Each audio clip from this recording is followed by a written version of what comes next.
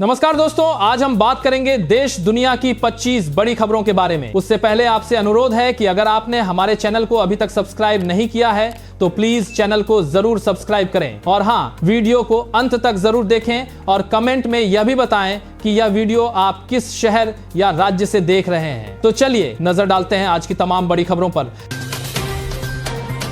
महाराष्ट्र में किसानों को बड़ी राहत। महाराष्ट्र सरकार ने किसानों को बड़ी राहत देते हुए फसल और कृषि ऋण पर स्टाम्प ड्यूटी पूरी तरह माफ करने का फैसला किया है। यह फैसला 1 जनवरी 2026 से लागू होगा। इसके तहत 2 लाख रुपए तक के फसल और कृषि लोन पर किसानों को किसी भी प्रकार की स्टाम्प ड्यूटी नहीं देनी होगी। सरकार के इस निर्णय से किसानों को बैंक और सहकारी संस्थाओं से कर्ज लेना अब सस्ता और आसान हो जाएगा। पहले एग्रीमेंट, मॉर्गेज और अन्य दस्तावेजों पर स्टाम्प ड्यूटी देनी पड़ती थी, लेकिन अब इस खर्च से किसानों को पूरी तरह राहत मिलेगी। बिहार के बुजुर्गों को घर बैठे मिलेगा इलाज। बिहार के मुख्यमंत्री नीतीश कुमार ने राज्य के वरिष्ठ नागरिकों के लिए एक बड़ी स्वास्थ्य पहल का ऐलान किया है। इस योजना के तहत जरूरतमंद बुजुर्गों को अब घर बैठे ही इलाज और जरूरी स्वास्थ्य सेवाएं उपलब्ध कराई जाएंगी। मुख्यमंत्री ने बताया कि इस सुविधा के अंतर्गत बुजुर्गों को घर पर नर्सिंग सहायता, पैथोलॉजी जाँच, BP और ECG जाँच, फिजियोथेरेपी जैसी सेवाएं दी जाएंगी। इसके साथ ही आपातकालीन चिकित्सा सहायता की व्यवस्था भी शामिल होगी ताकि गंभीर स्थिति में तुरंत इलाज मिल सके। एयर और वाटर प्यूरिफायर सस्ते हो सकते हैं। देश में बढ़ते प्रदूषण और खराब एयर क्वालिटी के बीच आम लोगों को राहत मिल सकती है। केंद्र सरकार एयर और वाटर प्यूरिफायर पर लगने वाले GST को 18% से घटाकर 5% करने पर विचार कर रही है। अगर यह प्रस्ताव मंजूर होता है तो 15,000 रुपए के प्यूरिफायर पर करीब 1,950 रुपए तक की बचत हो सकती है और कीमतों में लगभग 13% तक गिरावट आएगी। डिलीवरी बॉयज को मिलेगा बीमा। नए साल की शुरुआत में आम लोगों और गिग वर्कर्स के लिए राहत भरी खबर सामने आई है। स्विगी, जोमेटो जैसे प्लेटफॉर्म पर काम करने वाले डिलीवरी बॉयज को अब बीमा कवर मिलेगा। केंद्र सरकार ने सोशल सिक्योरिटी कोड 2020 के तहत नए ड्राफ्ट नियमों को नोटिफाई किया है। इन नियमों के तहत डिलीवरी वर्कर्स और कैब ड्राइवर्स को हेल्थ इंश्योरेंस, लाइफ इंश्योरेंस और एक्सीडेंट कवर की सुविधा दी जाएगी। साल में कम से कम 90 दिन काम करने पर ये लाभ मिलेंगे। देश भर के लाखों गिग वर्कर्स को इससे सीधा फायदा होगा।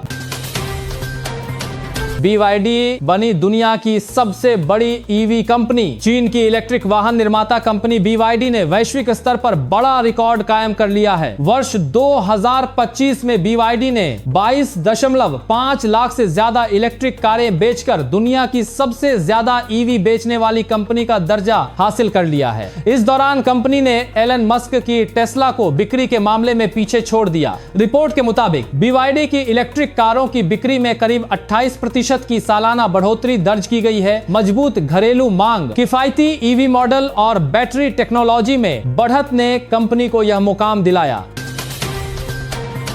बांग्लादेश में एक और हिंदू की हत्या। बांग्लादेश में अल्पसंख्यक हिंदुओं के खिलाफ हिंसा की एक और घटना सामने आई है। धारदार हथियारों से हुए हमले में घायल एक हिंदू कारोबारी की इलाज के दौरान मौत हो गई। इसके साथ ही बीते 15 दिनों में यह चौथा ऐसा मामला है जिसने क्षेत्र में चिंता बढ़ा दी है। मीडिया रिपोर्ट्स के अनुसार 50 वर्षीय कारोबारी खोकन चंद्र दास पर 31 दिसंबर को उस समय हमला किया गया जब वह दुकान बंद कर घर लौट रहे थे। हमलावरों ने पहले उन्हें बेरहमी से पीटा, फिर धारदार हथियार से हमला किया और बाद में पेट्रोल डालकर आग लगा दी।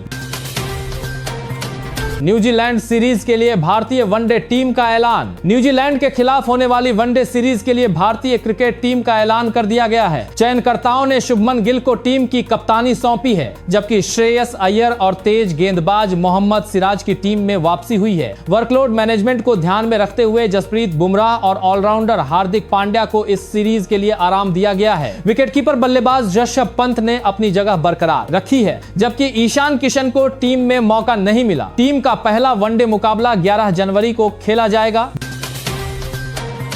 BSNL ने शुरू की नई वाईफाई सेवा। BSNL ने देश भर में वॉइस ओवर वाईफाई सेवा की शुरुआत कर दी है। इस सेवा के शुरू होने के बाद BSNL भी अब एयरटेल और जियो जैसे निजी टेलीकॉम ऑपरेटर्स की बराबरी में आ गया है, जो पहले से ही वाईफाई कॉलिंग की सुविधा दे रहे हैं। वाईफाई सेवा के जरिए BSNL यूजर्स अब मोबाइल नेटवर्क की बजाय वाईफाई नेटवर्क पर कॉल और मैसेज कर सकेंगे। इसका सबसे बड़ा फायदा यह होगा कि कमजोर नेटवर्क वाले इलाकों में भी कॉल क्वालिटी बेहतर रहेगी और कॉल ड्रॉप की समस्या कम होगी। 1 मार्च से UTS ऐप होगा बंद। रेल यात्रियों के लिए बड़ा बदलाव होने जा रहा है। रिपोर्ट्स के मुताबिक 1 मार्च 2026 से UTS मोबाइल ऐप को बंद कर दिया जाएगा। इसके बाद अनारक्षित टिकटों की बुकिंग केवल रेल1 ऐप के जरिए ही की जा सकेगी। वहीं हाल ही में रेल1 ऐप के इस्तेमाल को प्रोत्साहित करने के लिए 14 जनवरी से टिकट बुकिंग पर 3% की छूट देने की घोषणा भी की गई है। सूत्रों के अनुसार रेलवे अब अनारक्षित टिकट बुकिंग के लिए रेल1 ऐप को एकमात्र प्लेटफॉर्म के तौर पर बढ़ावा देना चाहता है। इसी उद्देश्य से यात्रियों को रेल1 ऐप अपनाने के लिए प्रोत्साहित किया जा रहा है। जोमेटो डिलीवरी पार्टनर्स को मिलती हैं कौन कौन सी बीमा सुविधाएं। गिग इकोनॉमी को लेकर चल रही बहस के बीच जोमेटो के CEO दीपिंदर गोयल ने डिलीवरी पार्टनर्स को मिलने वाली बीमा और सामाजिक सुरक्षा सुविधाओं की जानकारी दी है। उन्होंने बताया कि कंपनी अपने गिग वर्कर्स के लिए कई तरह के बीमा कवर उपलब्ध कराती है। CEO के अनुसार जोमेटो के डिलीवरी पार्टनर्स को 10 लाख रुपए तक का दुर्घटना बीमा, 1 लाख रुपए तक का चिकित्सा बीमा, 5,000 रुपए का OPD कवर, 50,000 रुपए तक का वेतन हानि बीमा और 40,000 रुपए तक का मृत्यु बीमा दिया जाता है। दीपिंदर गोयल ने कहा कि कंपनी ने बीमा कवरेज पर अब तक 100 करोड़ रुपए से अधिक खर्च किया है। माघ मेले की पहली सुबह त्रिवेणी संगम पर उमड़ा जनसैलाब। प्रयागराज में शनिवार से माघ मेले की शुरुआत हो गई। मेले की पहली ही सुबह त्रिवेणी संगम पर श्रद्धालुओं की भारी भीड़ देखने को मिली। हिंदुस्तान की रिपोर्ट के मुताबिक सुबह 10 बजे तक करीब 9 लाख श्रद्धालु संगम में आस्था की डुबकी लगा चुके थे। माघ मेले के शुभारंभ पर मुख्यमंत्री योगी आदित्यनाथ ने संगम की तस्वीरें साझा कर श्रद्धालुओं को शुभकामनाएं दी। प्रशासन के अनुसार 44 दिनों तक चलने वाले माघ मेले में इस बार करीब 15 करोड़ श्रद्धालुओं के पहुंचने की संभावना है। श्रद्धालुओं की भारी भीड़ को देखते हुए पुलिस और प्रशासन ने सुरक्षा व व्यवस्था के पुख्ता इंतजाम किए हैं। केंद्र सरकार ने X को भेजा नोटिस। केंद्र सरकार ने सोशल मीडिया प्लेटफॉर्म X को नोटिस जारी किया है। नोटिस में ग्रोक AI से जुड़े कथित अश्लील कंटेंट को हटाने के निर्देश दिए गए हैं। सरकार ने कंपनी से 72 घंटे के भीतर इस मामले पर विस्तृत रिपोर्ट सौंपने को कहा है। सूत्रों के अनुसार बीते कुछ दिनों से ग्रोक AI के दुरुपयोग की शिकायतें बढ़ रही थी। आरोप है कि कुछ यूजर्स ग्रोक का इस्तेमाल कर अश्लील और आपत्तिजनक कंटेंट तैयार कर रहे थे, जो भारतीय IT नियमों का उल्लंघन करता है।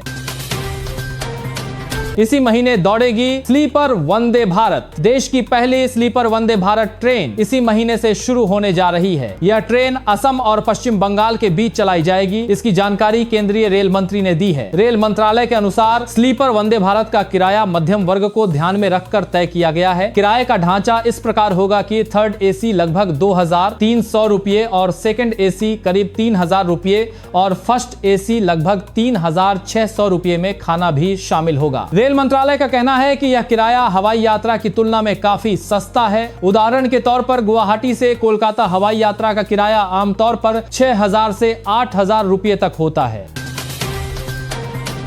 तो ये थी आज की 25 बड़ी खबरें। आपको सबसे महत्वपूर्ण खबर कौन सी लगी कमेंट करके जरूर बताएं और चैनल को सब्सक्राइब करना न भूलें। जय हिंद।